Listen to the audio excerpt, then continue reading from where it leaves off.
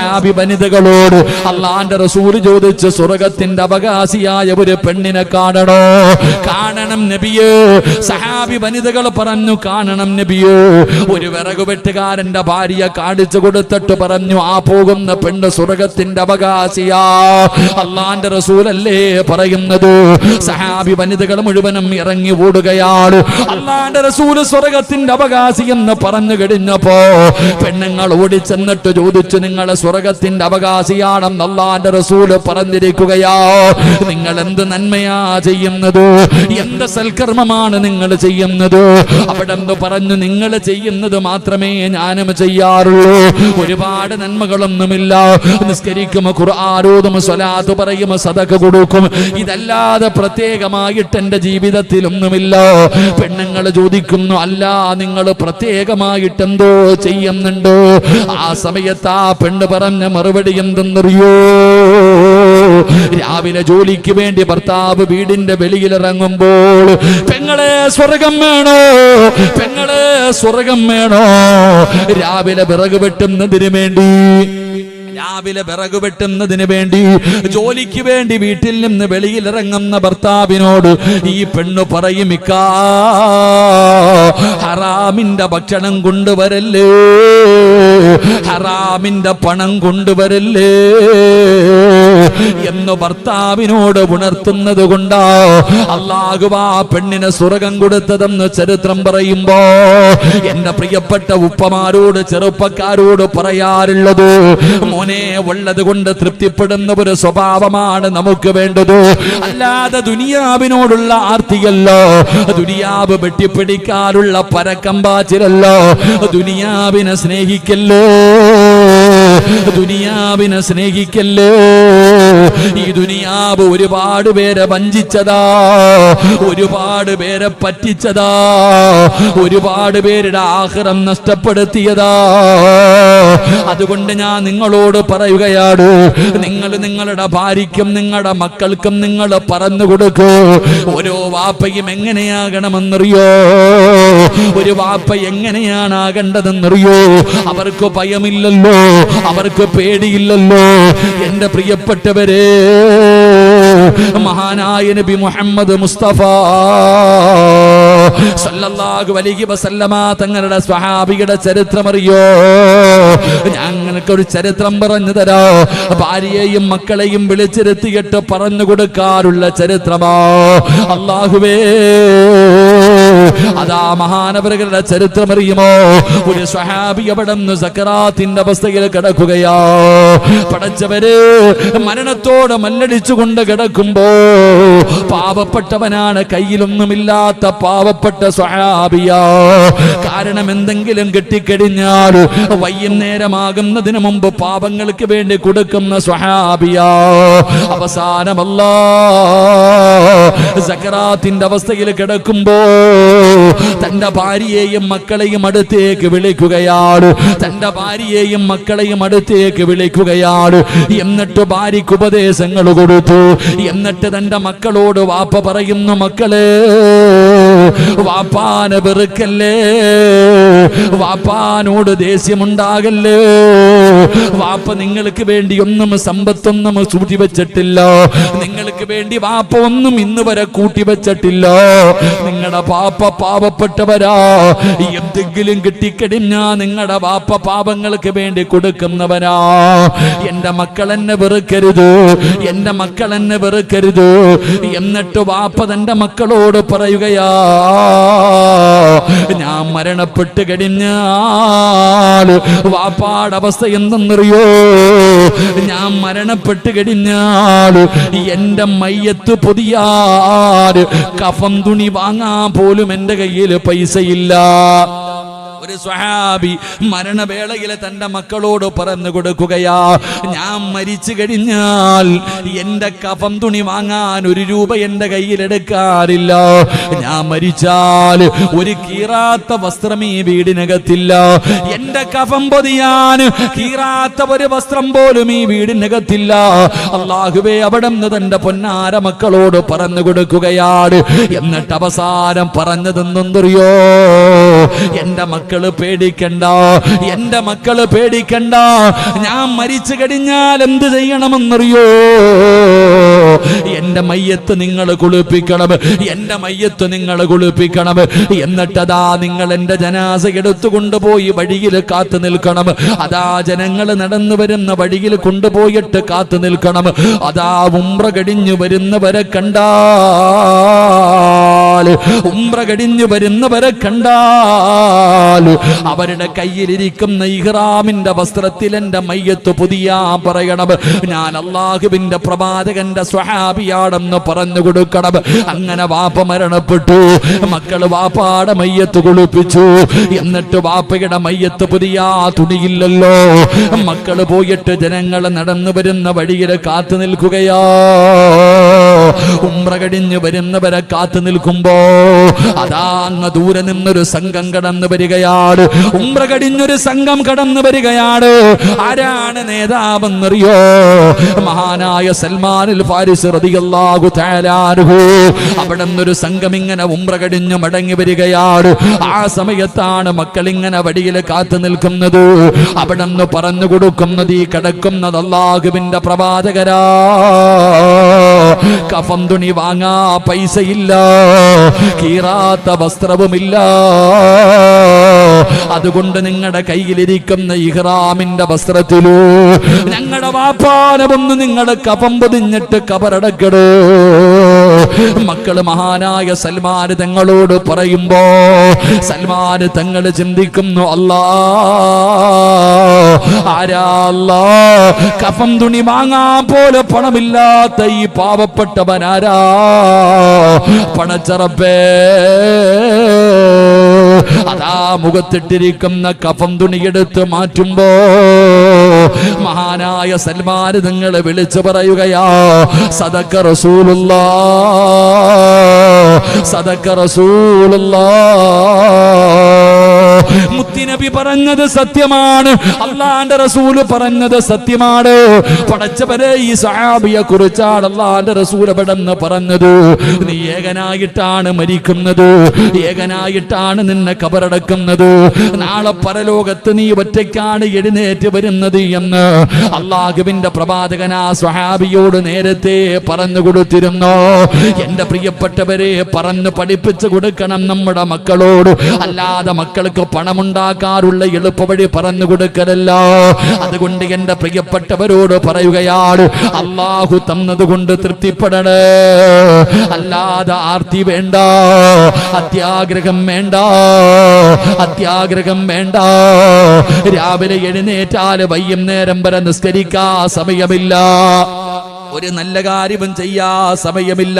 പണമുണ്ടാക്കണമല്ലോ, വാരിക്കൂട്ടണമല്ലോ, വീട് വെക്കണമല്ലോ, മക്കളെ കെട്ടിക്കണമല്ലോ എന്ന് പറഞ്ഞുകൊണ്ട് ദുനിയാവ് ദുനിയാവ് ദുനിയാവെന്ന് പറഞ്ഞു രാവിലെ മുതൽ വൈകുന്നേരം വരെ പരക്കം പായുന്നവര് അല്ലാഹു നിനക്ക് തരുന്ന ശിക്ഷ എന്തെന്നറിയോ? റസൂലുള്ള പറയുകയാ, റസൂലുള്ള പറയുകയാ, പടച്ച റബ്ബ് നിനക്ക് തരുന്ന ഒന്നാമത്തെ ശിക്ഷ എന്താ? അല്ലാഹു നിനക്ക് മനസമാധാനം തരൂല, അല്ലാഹു നിനക്ക് മനസമാധാനം തരൂല. എപ്പോഴും ടെൻഷനാണ്, എപ്പോഴും ടെൻഷനാണ്, പ്രയാസമാണ്, സമാധാനമില്ല, സന്തോഷമില്ല. റസൂലുള്ള പറയുകയാ, വശുഗലല്ലാ യതബറഉ മിൻഹു അബദാ, ഒരിക്കലും നിന്റെ ജോലി തീരൂല, ഒരിക്കലും നിന്റെ ജോലി തീരൂല. സമയത്ത് ഭക്ഷണം കഴിക്കാൻ നിനക്ക് സമയമില്ല, ഉറങ്ങാ സമയമില്ല, ഭാര്യയെ സ്നേഹിക്കാ സമയമില്ല, കുടുംബജീവിതം നയിക്കാ സമയമില്ല, മക്കളുടെ ഉപ്പയാണ് മക്കളെ സ്നേഹിക്കാൻ നിനക്ക് സമയമില്ല, ഇബാദത്ത് ചെയ്യാ സമയമില്ല. എപ്പോ നോക്കിയാലും നിനക്ക് തിരക്കാ. ഇതല്ല നിനക്ക് തരുന്ന ശിക്ഷയാ. ഇത് അല്ലാഹു നിനക്ക് തരുന്ന ശിക്ഷയാ. റസൂലുള്ള പറയുകയാ, ഒരിക്കലും നിന്റെ ദാരിദ്ര്യം മാറൂല, ഒരിക്കലും നിന്റെ ദാരിദ്ര്യം അല്ലാഹു മാറ്റൂല. ഇത് പടച്ച റബ്ബ് നിനക്ക് തരുന്ന ശിക്ഷയാണ്. നാലാമത്തെ കാര്യം എന്തെന്നറിയോ? ഒരിക്കലും നിന്റെ ആർത്തി തീരില്ല. എത്ര കിട്ടിയാലും തികയില്ല, എത്ര കിട്ടിയാലും തികയില്ല. അതുകൊണ്ട് എന്റെ പ്രിയപ്പെട്ട സഹോദരങ്ങളോട്, മുഅ്മിനീങ്ങളോട് അല്ലാഹുവിന്റെ പ്രവാചകൻ നബി മുഹമ്മദ് മുസ്തഫ സല്ലല്ലാഹു അലൈഹി വസല്ലമ തങ്ങൾ പറയുകയാ,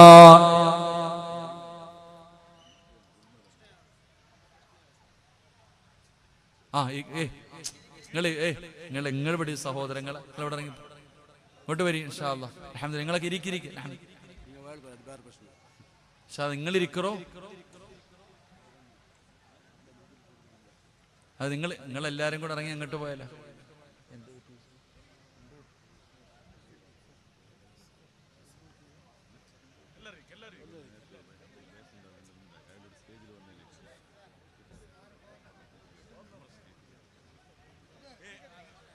സല്ലല്ലാഹു അലാ മുഹമ്മദ് സല്ലല്ലാഹു അലൈഹി വസല്ലം. സല്ലല്ലാഹു അലാ മുഹമ്മദ് സല്ലല്ലാഹു അലൈഹി വസല്ലം.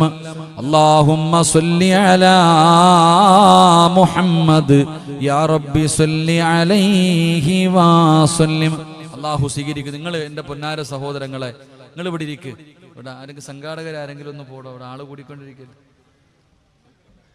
ബഷീറൊക്കെ ഒന്ന് പോയ എല്ലാവരും നിങ്ങൾ എന്താ സഹോദരങ്ങൾ, നമ്മളൊക്കെ സമസ്തക്കാരല്ലേ, ഇത്തിരി ശാന്തവും സമാധാനവും വേണമെന്ന് പഠിപ്പിക്കുന്ന നമ്മളൊക്കെ അനുയായികളല്ലേ. നിങ്ങൾ എന്താ ഈ ബഹളം വെക്കണം? ഇൻഷാ അല്ലാഹ് ഇങ്ങോട്ട് കയറി.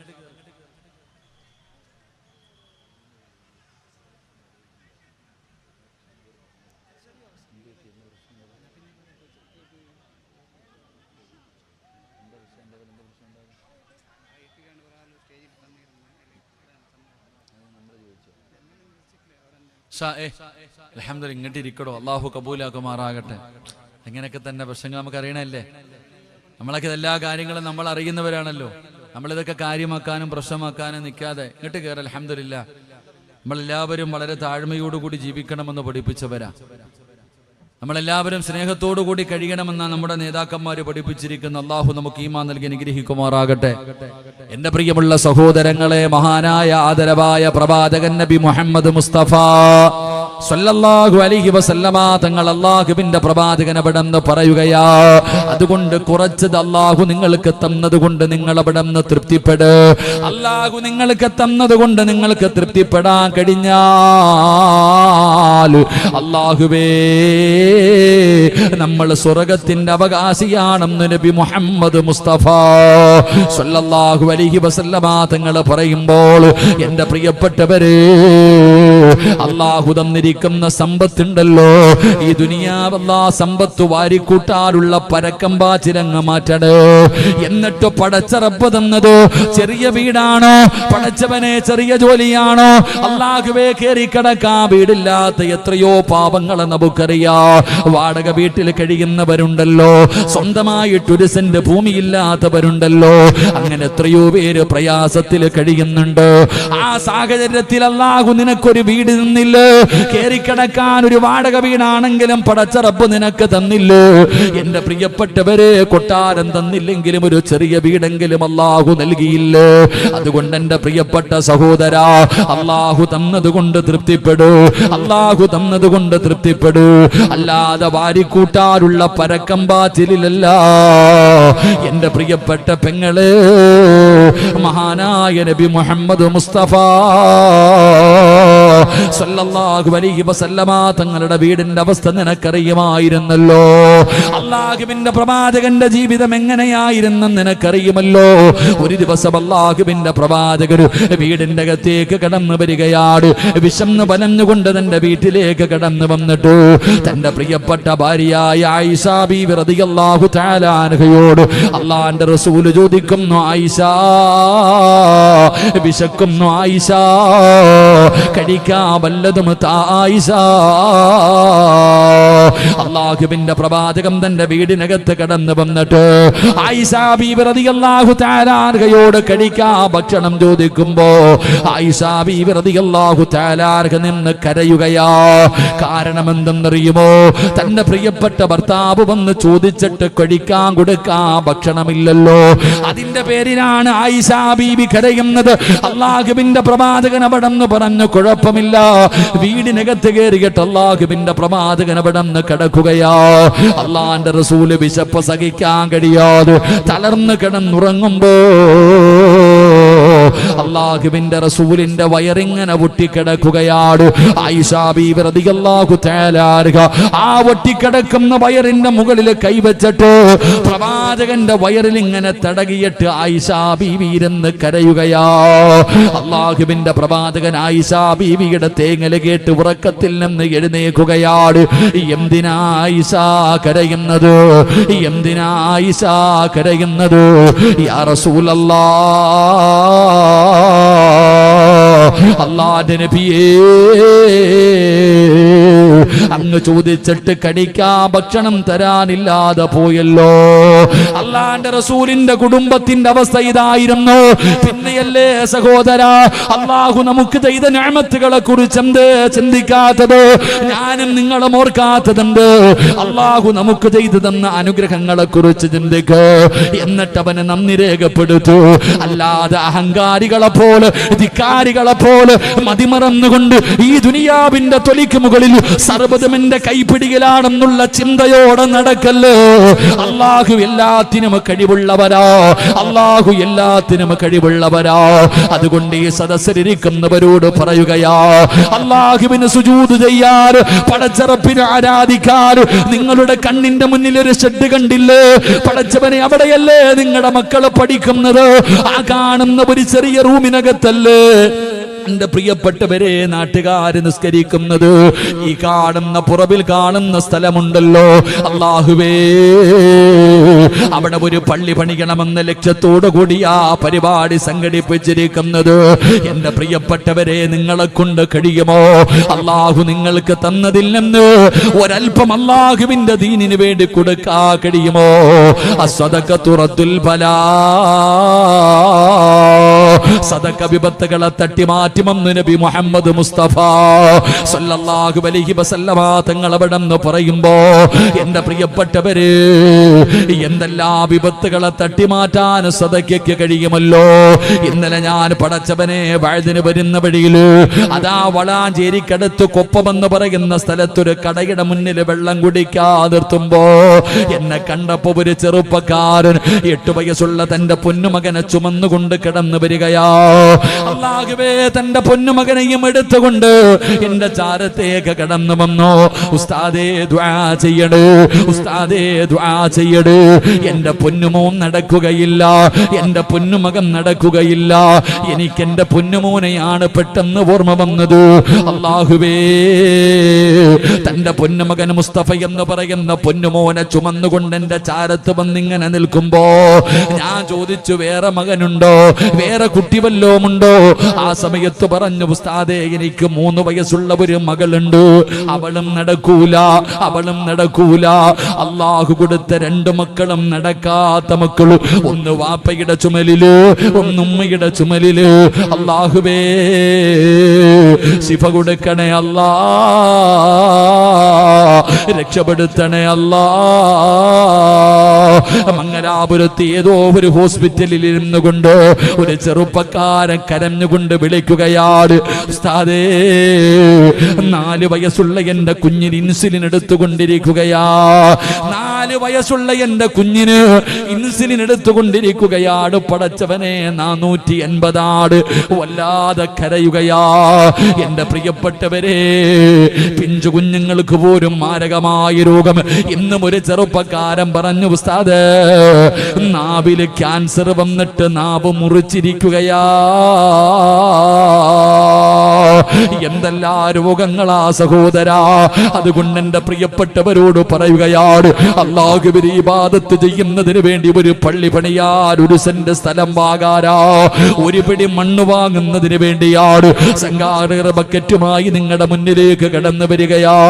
സംഘാടകർ ബക്കറ്റുമായിട്ട് നിങ്ങളുടെ മുന്നിലേക്ക് കടന്നു വരികയാണ്.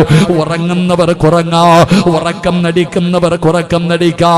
എന്റെ പ്രിയപ്പെട്ടവര്, അല്ലാഹുവിന് വേണ്ടിയാണ്, പാവങ്ങൾക്ക് വേണ്ടിയല്ലോ, യതീമീങ്ങൾക്ക് വേണ്ടിയല്ലോ, രോഗികൾക്ക് വേണ്ടിയല്ലോ, ആരുടെ മുന്നിലും വലിയവനാകാനല്ലോ.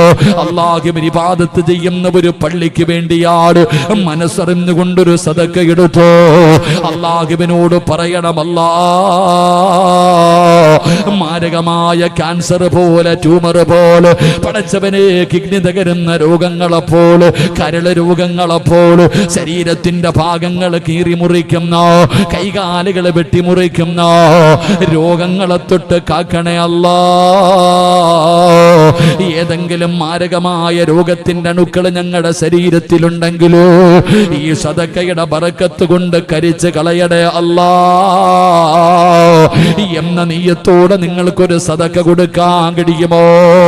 എന്റെ പ്രിയപ്പെട്ടവരെ, വെറുതെയാകില്ല. എന്റെ പ്രിയപ്പെട്ടവരെ, വെറുതെയാകില്ല. അല്ലാഹുവേ, ഈമാൻ നൽകണേ അല്ലാ. സദക്ക ചെയ്യാനുള്ള മനസ്സ് നൽകണേ അല്ലാ. സംഘാടകർ ബക്കറ്റുമായിട്ട് നിങ്ങളുടെ മുന്നിലേക്ക് കടന്നു വരികയോ. അല്ലാഹുവിന്റെ മലക്കുകൾ തലയുടെ മുകളിൽ നിൽക്കുകയാണ്. അവരുടെ ദുആയാൽ അവര് നിങ്ങൾക്ക് ഇപ്പൊ ദുആ ചെയ്യുകയാണ്. ബർക്കത്തിന് വേണ്ടി ദുആ ചെയ്യാൻ പറഞ്ഞ മാസമാണ്. അല്ലാഹുമ്മ ബാരിക് ലനാ ഫീ റജബിൻ വ ശഅബാൻ. അല്ലാഹുവിനോട് ബർക്കത്ത് ചോദിക്കാൻ പറഞ്ഞ മാസമാ. അല്ലാഹുവിന്റെ മലക്കുകൾ നിങ്ങളുടെ തലയുടെ മുകളിൽ നിൽക്കുകയാണ്.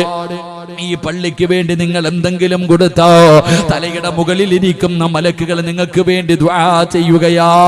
സാധാരണ മലക്കല്ല, ജനിച്ച കാലം മുതൽ മരിക്കുന്ന കാലം വരെ പാപം ചെയ്യാത്ത, പാപം പറയാത്ത, പാപം കാണാത്ത അല്ലാഹുവിന്റെ മലക്കുകളുടെ ദുആയാണ്. അതുകൊണ്ട് സഹോദരങ്ങള്, എന്റെ പ്രിയപ്പെട്ട സഹോദരിമാര്, അല്ലാഹുവിനെ ഇബാദത്ത് ചെയ്യുന്നതിന് വേണ്ടി പള്ളി പണിയാരാ. ശരീരത്ത് സ്വർണ്ണമിട്ടുകൊണ്ടിരിക്കുന്നവരുണ്ട്, മോതിരവും വളയും കമ്മലും ചെയിനുമായി ഒരുപാട് ശരീരത്തിലിട്ടുകൊണ്ടിരിക്കുന്ന ഉമ്മ, ഈ കിടക്കുന്ന ചെറിയ ഒരു ഷെഡ് കണ്ടിട്ട് നിനക്ക് തോന്നുന്നില്ലെങ്കിലോ പിന്നെ നിന്റെ മനസ്സിൽ എന്നാ നിനക്ക് തോന്നല് കടന്നു വരുന്നത്? അതുകൊണ്ട് മനസ്സറിഞ്ഞുകൊണ്ടൊരു സദക്ക എടുക്കൂ. അല്ലാഹുവേ, അല്ലാഹുവേ, ആരെല്ലാം ഈ മജ്‌ലിസിൽ ഇരുന്നു കൊണ്ട് സദക്ക ചെയ്യുന്നുണ്ടോ അവരുടെ ദുനിയാവും ആഖിറവും രക്ഷപ്പെടുത്തണേ അല്ലാ. മാരകമായ രോഗങ്ങളെ തൊട്ട് കാക്കണേ അല്ലാ. സംഘാടകർ ബക്കറ്റുമായിട്ട് നിങ്ങളുടെ മുന്നിലേക്ക് കടന്നു വരുന്നു. എല്ലാവരും ഒരു നല്ല സദക്ക. തലയുടെ മുകളിൽ ഇരിക്കുന്ന മലക്കിന്റെ ദുആ കിട്ടും. അല്ലാഹു നമ്മളെ കാത്തിരക്ഷിക്കുമാറാകട്ടെ. എല്ലാവരും ഒരു നല്ല സദക്ക. സ്വല്ലല്ലാഹു അലാ മുഹമ്മദ്.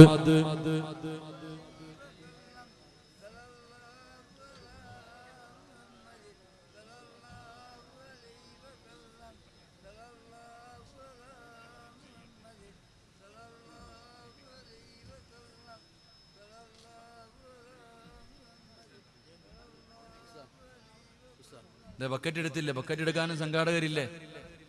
സംഘാടകർ ബക്കറ്റ് എടുക്കാനും ഇല്ല. നിങ്ങൾ പുറത്തു പോയി നിൽക്കുക. മാഷാ അല്ലാഹ്, ബക്കറ്റ് എടുത്ത് അൽഹംദുലില്ലാഹ് പോടാ. അതൊക്കെ നടക്കൂടാ ചങ്ങാ, നിങ്ങൾ ഇങ്ങോട്ട് വാടാ. സ്വർഗത്തി ഓസിന് കയറി പോകാൻ പറ്റും. ഇത്തിരി ബുദ്ധിമുട്ടും പ്രയാസമൊക്കെ ഉണ്ട്.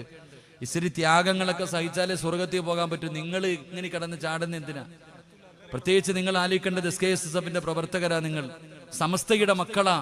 മഹാനായ ശംസുൽ ഉലമയുടെ പേരിൽ നമ്മളിവിടെ ഒരുമിച്ച് കൂടിയത്. അതുകൊണ്ട് സംഘാടകരകത്തേക്ക് കയറുക. നിങ്ങൾ നിങ്ങളുടെ കാര്യം നോക്ക്. നിങ്ങൾ നിങ്ങളുടെ കാര്യം നോക്ക്. നമുക്ക് ഈ പരിപാടി നടത്തണം, വിജയിപ്പിക്കണം. അൽഹംദുലില്ലാഹ്, അള്ളാഹു നമുക്ക് ഈമാൻ നൽകുമാറാകട്ടെ. അള്ളാഹു നമുക്ക് വിജയം നൽകുമാറാകട്ടെ. പെട്ടെന്ന് അൽഹംദുലില്ലാഹ് എല്ലാവരും സദക്ക. അൽഹംദുലില്ലാഹ് പെട്ടെന്ന്.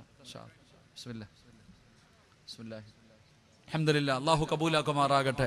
എൻ്റെ പ്രിയമുള്ള സഹോദരങ്ങളെ, മഹാനായ നബി മുഹമ്മദ് മുസ്തഫ രണ്ടവരെ കേട്ടോ, ഞാൻ പ്രതിഫലം പറഞ്ഞു നിർത്തുകയാ. ഈ ബക്കറ്റിന്റെ അകത്ത് ആരൊക്കെ പൈസ ഇടുന്നുണ്ടോ അവർക്ക് അള്ളാഹു തരുന്ന പ്രതിഫലം പറഞ്ഞ് ദുആ ചെയ്യാം. അള്ളാഹു ഈമാൻ നൽകുമാറാകട്ടെ, അള്ളാഹു ഈമാൻ നൽകുമാറാകട്ടെ. മഹാനായ ആദരവായ പ്രവാചകൻ നബി മുഹമ്മദ് മുസ്തഫ സ്വല്ലല്ലാഹു അലൈഹി വസല്ലമ തങ്ങൾ പറയുകയാ, ബക്കറ്റ് കൊണ്ടുപോകുന്നവർ ഇത്തിരി സ്പീഡ് കുറച്ചു പോകണം.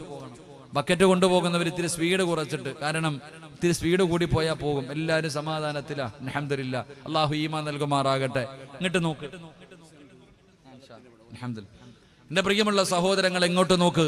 മഹാനായ ആദരവായ പ്രവാചകൻ നബി മുഹമ്മദ് മുസ്തഫ സല്ലല്ലാഹു അലൈഹി വസല്ലമ തങ്ങൾ പറയുന്നു, പ്രതിഫലം എണ്ണി എണ്ണി പറയാം. ഒന്നാമത്തെ പ്രതിഫലം പലരും പറയും, ഉസ്താദ് എനിക്ക് ജോലിയില്ല, എനിക്കൊരു ജോലിയില്ല, വല്ലാത്ത പ്രയാസമാ, ശമ്പളമില്ല, വല്ലാത്ത ബുദ്ധിമുട്ടാ പറയുന്നവരുണ്ട്.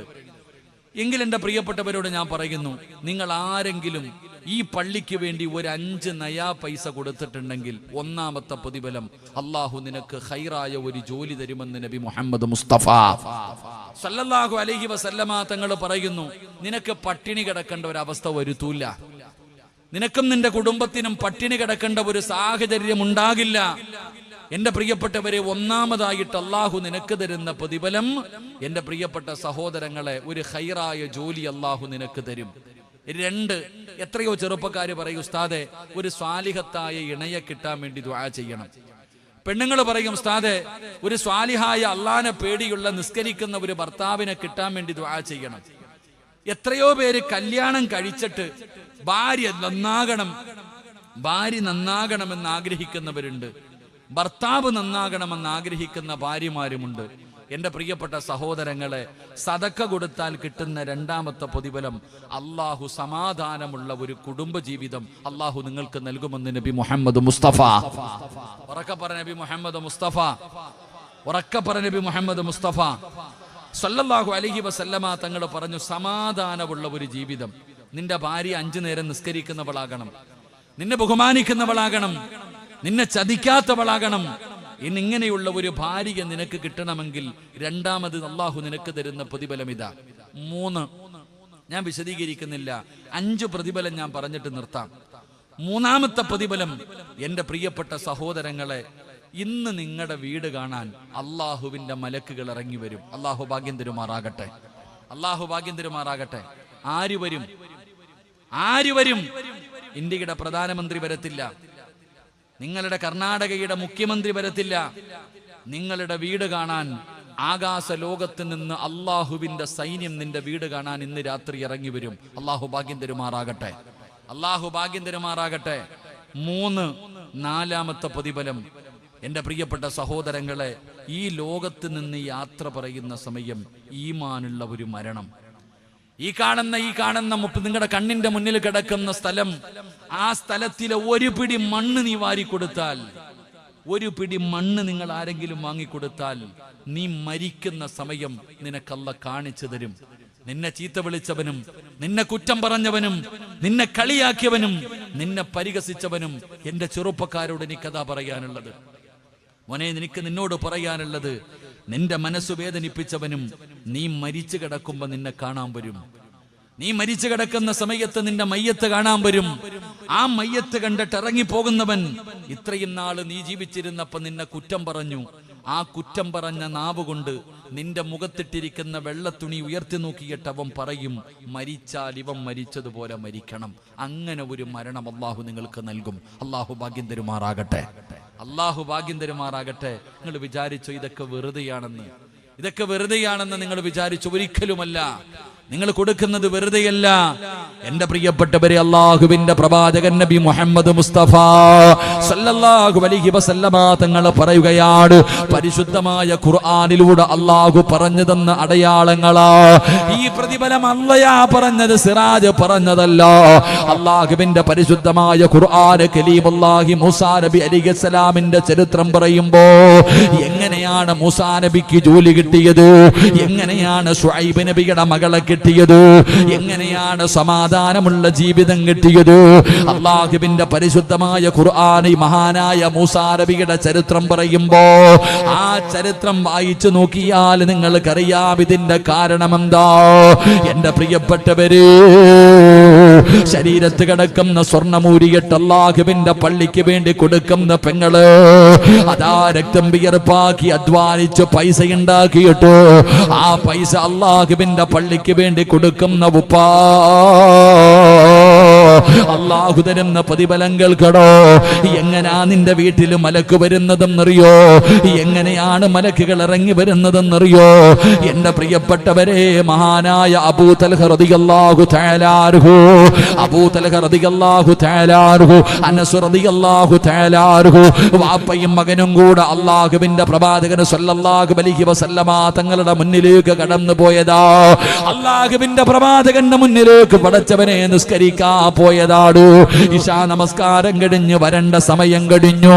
വാപ്പാനെയും മകനെയും കാണാതെ വരുമ്പോ ഉമ്മു സുലൈം റളിയല്ലാഹു തആല അൻഹാ പടച്ചവനെ വീടിന്റെ വാതിലിൽ തന്റെ പ്രിയപ്പെട്ട ഭർത്താവിനെ കാത്തു നിൽക്കുകയാ. തന്റെ പ്രിയപ്പെട്ട ഭർത്താവിനെ കാത്തു നിൽക്കുകയാ. അല്ലാഹുവേ, ഈന്തപ്പന മരങ്ങളുടെ നടുവിലൂടെ അബൂ തൽഹ റളിയല്ലാഹു തആല അൻഹു തന്റെ പൊന്നാര മകന്റെ കയ്യിൽ പിടിച്ചുകൊണ്ട് നടന്നു വരുന്നത് ഉമ്മു സുലൈം അവിടെ നിന്ന് കാണുകയാ. പടച്ചവനെ, രണ്ടുപേരും നടന്ന് വീടിന്റെ മുന്നിൽ വരുമ്പോ സുബ്ഹാനല്ലാഹ്, ഉമ്മു സുലൈം റളിയല്ലാഹു തആല അൻഹ നോക്കുമ്പോ തന്റെ ഭർത്താവിന്റെ കൂടെ ഒരു പ്രായമുള്ള മനുഷ്യനുമുണ്ട്, മൂന്നാമതൊരാളുമുണ്ട്. സലാം പറഞ്ഞ് വീടിനകത്ത് കയറി ഉമ്മു സുലൈം റളിയല്ലാഹു തആല അൻഹ ചോദിക്കുന്നു, അബൂ തൽഹ, കൂടെ ഒരു പ്രായമുള്ള മനുഷ്യനുണ്ടല്ലോ, ആരാട് അബൂ തൽഹ? ആ സമയത്ത് അബൂ തൽഹ റളിയല്ലാഹു തആല അൻഹു പറയുകയാണ്, പെണ്ണ്, ഇശാ നമസ്കാരം കഴിഞ്ഞ് പള്ളിയുടെ വെളിയിലിറങ്ങുമ്പോ അല്ലാഹുവിന്റെ റസൂല് ചോദിച്ചു, സഹാബത്തേ, ഒരു പാവപ്പെട്ടവനായ യാത്രക്കാരനുണ്ട്, ആരാണ് ഒരു നേരത്തെ ആഹാരം കൊടുക്കുന്നത്? ആരാണ് ഒരു നേരത്തെ ആഹാരം കൊടുക്കുന്നത്? മഹാനായ അബൂ തൽഹ റളിയല്ലാഹു തആല അൻഹു പറഞ്ഞു, ഞാൻ കൊടുക്കാ നബിയേ, ഭക്ഷണം കൊടുക്കാമെന്ന് പറഞ്ഞ് വിളിച്ചുകൊണ്ട് വന്നതാണ്. ഭക്ഷണം കൊടുക്കാമെന്ന് പറഞ്ഞ് വിളിച്ചുകൊണ്ട് വന്നതാ. പടച്ചവനെ, അബൂ തൽഹ റളിയല്ലാഹു തആല അൻഹുവിനോട് ഉമ്മു സുലൈം എന്ന് പറയുന്ന സ്വാലിഹത്തായ ഭാര്യ ചോദിക്കുകയാ, നമുക്ക് പോലും ഇന്ന് കഴിക്കാനില്ലല്ലോ, ഇന്ന് നമ്മൾ രണ്ടുപേരും പട്ടിണിയാ, ഇരിക്കുന്ന ഭക്ഷണം നമ്മുടെ മകന് കഴിക്കാറുള്ളതാണ്, നമ്മൾ രണ്ടുപേരും പട്ടിണി കിടന്നിട്ട് വേണം നമ്മുടെ മകന് ഭക്ഷണം കൊടുക്കാറ്, കാരണം അവന് വയറ് നിറച്ച് ഭക്ഷണം കഴിച്ചിട്ട് ദിവസങ്ങളായി. പടച്ചവനെ, വാപ്പയും ഉമ്മയും കൂടെ അടുക്കളയ്ക്കകത്തിരുന്ന് കരയുകയാ, കാരണം ഭക്ഷണം കൊടുക്കാമെന്ന് പറഞ്ഞ് വിളിച്ചുകൊണ്ട് വന്നവന് കൊടുക്കാ ഭക്ഷണമില്ലല്ലോ. വാപ്പയെയും ഉമ്മയെയും കാണാതെ വന്നപ്പോ അനസ് എന്ന് പറയുന്ന 11 വയസ്സുള്ള പൊന്നാര മകൻ അടുക്കളയിൽ കടന്നു വരുമ്പോ വാപ്പയും ഉമ്മയും ഇരുന്ന് കരയുകയാ. അനസ് ചോദിക്കുന്നു, ഉമ്മ, എന്തിനാ ഉമ്മ കരയുന്നത്? മോനെ, വാപ്പ വിളിച്ചുകൊണ്ട് വന്ന മനുഷ്യന് കൊടുക്കാ ഭക്ഷണമില്ല, ഇന്ന് പൊന്നുമോന് മാത്രമേ കഴിക്കാറുള്ള ഭക്ഷണമുള്ളൂ. അങ്ങനെ വീടിന്റെ അടുക്കളയിൽ ഒരു കുടുംബം ഇങ്ങനെ തനിച്ചിരിക്കുകയാ. അപ്പോഴാണ് സ്വാലിഹത്തായ ഭാര്യ, അപ്പോഴാണ് അല്ലാഹുവിനെ പേടിയുള്ള ഭാര്യ ഉമ്മു സുലൈം റളിയല്ലാഹു തആല അൻഹ പറയുകയാ, ഞാനൊരു വഴി പറഞ്ഞു തരാ, ഞാനൊരു വഴി പറഞ്ഞു തരാ, ഞാനൊരു വഴി പറഞ്ഞു തരാ. എന്താണ് വഴിയെന്നറിയോ? ഇരിക്കുന്ന ഭക്ഷണം ഒരു പാത്രത്തിനകത്തിടാ, ഇരിക്കുന്ന ഭക്ഷണം ഒരു പാത്രത്തിനകത്തിടാ, എന്നിട്ട് നിങ്ങൾ 3 പേരും കൂടെ ഒരുമിച്ച് കഴിക്കാതിരിക്കണം. വാപ്പയോടും മകനോടും പറയുകയാണ്, ഭർത്താവിനോടും മകനോടും പറയുകയാണ്, നിങ്ങൾ ആ മനുഷ്യന്റെ കൂടെ ഭക്ഷണം കഴിക്കാതിരിക്കണം. എന്നിട്ട് പാത്രത്തിനകത്ത് കൈയിടുമ്പോ 11 വയസ്സുള്ള മകനോട് ഉമ്മ പറഞ്ഞു കൊടുത്തു, മോനെ അനസേ, വിളക്കണക്കണേ പൊന്നുമോനെ, എന്റെ പൊന്നുമകനെ വിളക്ക് കൈകൊണ്ട് തട്ടിയങ്ങ് താഴെ ഇടണം, എന്നിട്ട് വാരി കഴിക്കാതെ പട്ടിണി ഇരിക്കണം മോനെ. വാപ്പ ചെയ്യുന്നത് പോലെ മോനും പട്ടിണി ഇരിക്കണം. ആ പാവപ്പെട്ട മനുഷ്യൻ ഭക്ഷണം കഴിക്കട്ടെ. അങ്ങനെ ഒരു പാത്രത്തിനകത്ത് ഭക്ഷണം എടുത്തു വെച്ചു. 3 പേരും കൂടെ കഴിക്കാനിരുന്നു. വിശപ്പ് സഹിക്കാൻ കഴിയാതെ ഭക്ഷണം കഴിച്ച് ദിവസങ്ങളായിട്ട്, പ്രായതാ ദിവസങ്ങളായ അനസ് എന്ന് പറയുന്ന പൊന്നുമകനെ പാത്രത്തിലിരിക്കുന്ന ഭക്ഷണത്തിനകത്ത് നോക്കുകയാ. പടച്ചവനെ, ഉമ്മാന്റെ മുഖത്ത് നോക്കുകയാ. ആ സ്വാലിഹായ മകനുണ്ടല്ലോ, ഏറ്റവും വലിയ സമ്പത്ത് സ്വാലിഹായ മക്കളാ. എന്റെ ഉപ്പമാരേ, എന്റെ ഉമ്മമാരേ, ലോകത്തിലെ ഏറ്റവും വലിയ സമ്പത്ത് നമ്മുടെ പൊന്നാര മക്കളാ. അനസ് എന്ന് പറയുന്ന പൊന്നുമകൻ ഉമ്മ പറഞ്ഞതുപോലെ വിളക്കണയ്ക്കുകയാണ്, എന്നിട്ട് അഭിനയിക്കുകയാണ്, ഭക്ഷണം കഴിക്കുന്നത് പോലെ അഭിനയിക്കുകയാണ്. ആ മനസ്സിന് ഇതൊന്നും അറിയാതെ വാരിക്കഴിക്കുകയാ. അവസാനം ഭക്ഷണം തീർന്നു. അൽഹംദുലില്ലാഹ് എന്ന് പറഞ്ഞവിടന്ന് ദുആ ചെയ്തു. ചെയ്തിട്ട് ഇറങ്ങി പോവുകയാണ്. ഇവര് 3 പേരും പട്ടിണി കിടന്നു. ഭർത്താവും ഭാര്യയും പൊന്നുമോനും പട്ടിണി കിടന്നു. അവസാനം സുബഹിക്ക് ബാങ്ക് വിളിച്ചു. അബൂ തൽഹ റളിയല്ലാഹു തആല അൻഹു ചാടി എഴുന്നേറ്റു. തന്റെ ഭാര്യയെ വിളിച്ചു, പൊന്നുമോനെ വിളിക്കാൻ പറഞ്ഞു. പള്ളി നമസ്കരിക്കാൻ പോകണമല്ലോ. അനസ് എന്ന് പറയുന്ന പൊന്നുമകനെ വിളിച്ചുണർത്തുകയാണ്. വാപ്പാ നടക്കാൻ വയ്യ, വാപ്പാ നടക്കാൻ വയ്യ. ഉപ്പാടെ ചുമലിൽ കേറുമോനെ, ഉപ്പാടെ ചുമലിൽ കേറുമോനെ. അനസ് എന്ന് പറയുന്ന പൊന്നുമകനെ ചുമലിൽ കയറ്റിയിട്ട് അബൂ തൽഹ റളിയല്ലാഹു തആല അൻഹു വിശപ്പ് സഹിച്ച് തളർന്ന ശരീരവുമായി അബൂ തൽഹ റളിയല്ലാഹു തആല അൻഹു മസ്ജിദുൻ നബവിയിലേക്ക് സുബഹി ജമാഅത്തായി നിസ്കരിക്കാൻ പോകുകയാ. നമസ്കാരം കഴിഞ്ഞു, നമസ്കാരം കഴിഞ്ഞു. അല്ലാഹുവിന്റെ പ്രവാചകം ചോദിക്കുന്നു, ഐന അബൂ തൽഹ, അബൂ തൽഹ എവിടെ, അബൂ തൽഹ എവിടെ? ലബ്ബൈക യാ റസൂലല്ലാഹ്, അല്ലാഹുവിന്റെ നബിയേ ഞാൻ ഇവിടെയുണ്ട് നബിയേ. അല്ലാഹുവിന്റെ റസൂൽ അടുത്തേക്ക് വിളിക്കുകയാണ്. അനസ് എന്ന് പറയുന്ന പൊന്നുമകന്റെ കയ്യിൽ പിടിച്ചുകൊണ്ട് മുത്തുനബിയുടെ ചാരത്ത് ചെന്നപ്പോ റസൂലുള്ളാഹ് പറഞ്ഞ മറുപടി എന്തെന്നറിയോ? ഇന്നലെ വിളക്കണച്ചിട്ട് നടത്തിയ വിരുന്നുണ്ടല്ലോ, അല്ലാഹുവിന് വല്ലാതെ ഇഷ്ടപ്പെട്ടു അബൂ തൽഹ. അബൂ തൽഹ റളിയല്ലാഹു തആല അൻഹു അത്ഭുതത്തോടെ ചോദിക്കുന്നു, നബിയേ യാ റസൂലല്ലാഹ്, എന്റെ വീടിനകത്ത് നടന്ന കാര്യം അങ്ങനെ അറിഞ്ഞു നബിയേ? റസൂലുള്ളാഹ് പറഞ്ഞ മറുപടി എന്തെന്നറിയോ? ഞാൻ മാത്രമല്ല അറിഞ്ഞത്, ഇന്നലെ നീയും നിന്റെ ഭാര്യയും നിന്റെ മകനും കൂടെ ഉള്ള ഭക്ഷണം സദക്ക കൊടുത്തിട്ട് പട്ടിണി കിടക്കുന്നത് കാണാ. ആകാശ ലോകത്ത് നിന്നും മലക്കുകൾ വന്നു സ്വഹാബ.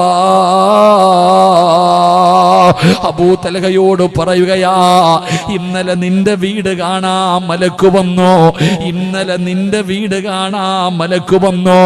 പടച്ചറപ്പേ